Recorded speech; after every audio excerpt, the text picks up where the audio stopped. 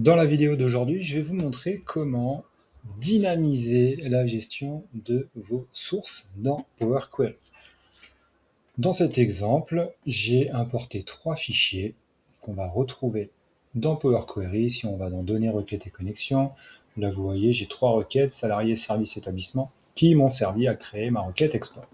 Si je double-clique sur l'une d'elles, ça m'ouvre Power Query et vous allez voir, je vais actualiser là, que si je vais dans la source, j'ai ici le chemin en dur parce que j'ai importé grâce à l'importateur d'Excel en faisant donner, obtenir des données à partir d'un fichier.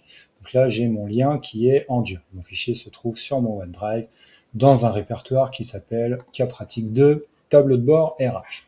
Moi, ce que je voudrais, c'est plutôt avoir un tableau dans Excel avec la liste de mes chemins que je pourrais changer.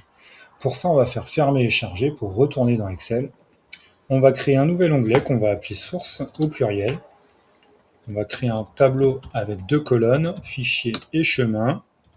Là, je vais mettre les établissements et les services. Je ne vais pas le faire pour les 3, je vais le faire que pour 2. Je vais aller récupérer le chemin d'accès de mon fichier établissement et de mon fichier service. Donc sur mon poste, je fais clic gauche ensuite, CTRL-SHIFT-C pour copier le chemin d'accès. Je viens le coller en face. Pareil pour les services, CTRL-SHIFT-C, je colle.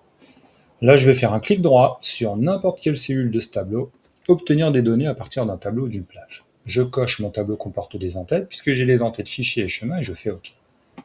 Ça va m'importer une nouvelle requête dans Power Query. Je vais la renommer source. Donc je me retrouve avec ma nouvelle requête source avec mon tableau, ma colonne fichier, ma colonne chemin. Et maintenant, je vais aller dans la requête établissement. Je vais ici cliquer sur éditeur avancé. Et au lieu de tout ce chemin qui est en dur, donc en rouge, que je vais supprimer, je vais laisser que les parenthèses, je vais venir écrire source, le nom de ma requête qui s'appelle source. Je vais ouvrir une accolade, un crochet. Le nom de ma colonne, c'est fichier qui doit être égal à établissement entre guillemets. Je ferme mon accolade et ensuite je viens écrire entre crochets chemin puisque je veux récupérer la colonne chemin de ma requête source et je fais OK.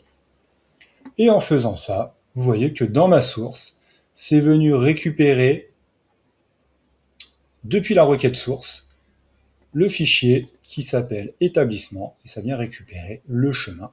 J'ai donc un chemin qui est devenu dynamique. Si je vais changer le chemin vers mon fichier établissement dans ce tableau source, eh bien ça viendra mettre automatiquement à jour mes sources de données.